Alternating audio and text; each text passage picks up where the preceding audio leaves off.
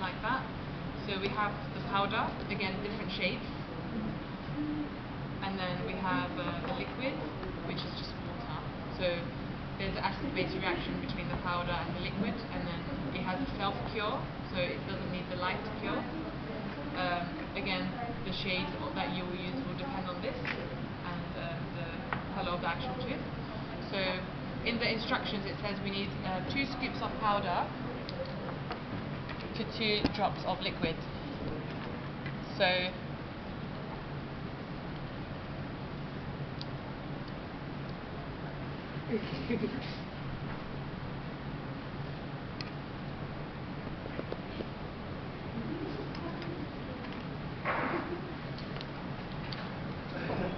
oh, this one is...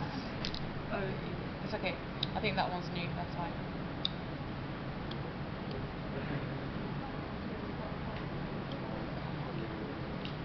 You try with it. Yeah.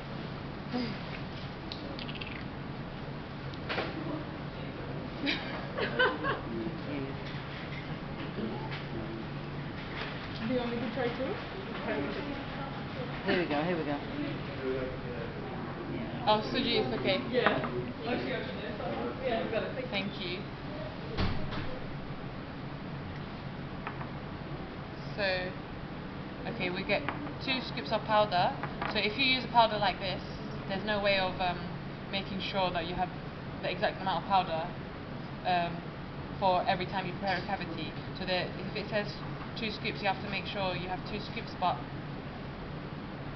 round it off with the spatula.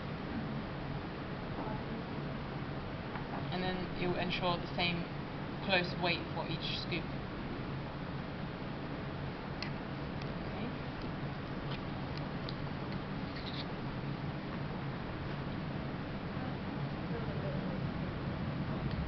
And then we're going to do 2 drops of the liquid. And as soon as the powder and the liquid is in contact, the reaction will start and it starts to set, so you have to be quite quick. And sometimes what people do is they get a little bit of powder, mix it, get more powder to mix it, but in this specific instructions we found that it says don't do that. So what we're going to do is we're just going to bring all of the powder and just start mixing.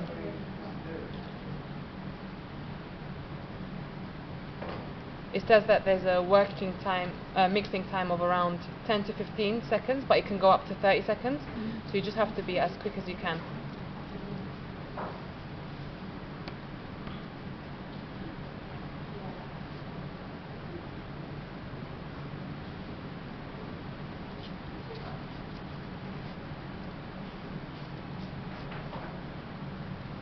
And as you're mixing, you can feel it get a bit more thick. So this is ready now. I'm just gonna put it on top of the disc. This one doesn't need a bond because the glass ionomers can actually bond directly to the tooth.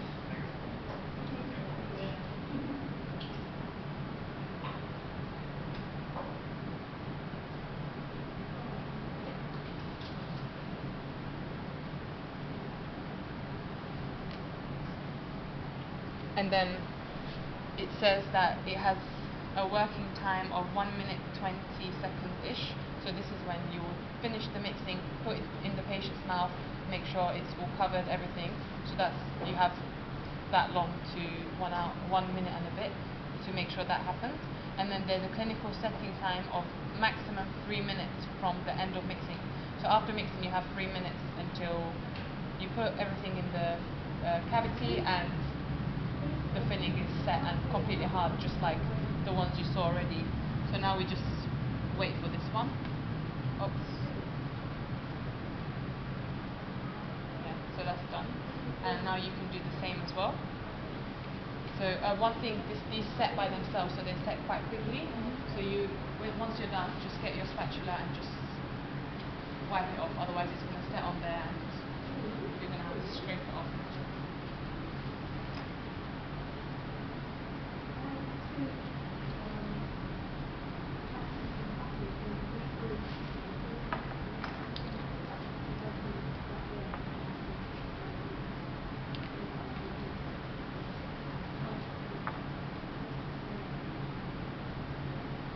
Yeah, you just want to use, yeah. So this is the limit for it. There you go. Gonna go for the spatula. Okay. Yeah, with these glass animals, they set by themselves, which is quite nice, especially for kids, because I'm sure they'll be scared to see a gun put into their mouth. So these set by themselves, which is quite good. And it doesn't matter if it's dry or not. So you saw when you used with the other one some water that didn't bond very well. Yeah. But with these it doesn't matter. And that's good for a kid because they always have saliva flowing around and they fidget a lot as well. Couldn't you just put it directly on top of the powder? Or do you have to put it? Say that again? So couldn't you put You mean the liquid? Yeah. It depends if you're if you're gonna mix it there and then, fine. Yeah. But if you're a dental nurse that is gonna put it there and you're just gonna let it wait until your dentist says, Yeah. can you do the filling now, the preparation now, then you will put them separately. But if you're gonna do it there and then, I think you can just do it at the same time. Are we gonna remove it after this? You can't. We can't. It's done. Yeah. No, I'm just waiting for it to set and then we don't need to. 2 drops, right? Yeah, 2 drops. I We don't need to. I thought we removed them. You mean? So it's like a filling proper. Like this disc is already covered and will be covered forever. So these glass ionomers, they don't have a very good mechanical properties, so they're usually used for temporary restorations or for kids, where there's not much force. This is something more, or the amalgams have very good mechanical properties, but obviously due to their aesthetics and they have some toxics. I know. Yeah, so now they're trying to replace those. But Which one? this one has a chemical bond to the tooth. Can I see it up close? So Like, will the camera see it up close? is it? I think it's not completely bonded yet. It's not completely set yet. If I can see it, I can see that. Yep. Yeah, and this one doesn't require a bonding agent, so it directly bonds to the Should I put it now? Surface. of the tooth. Basically, It has a chelation reaction.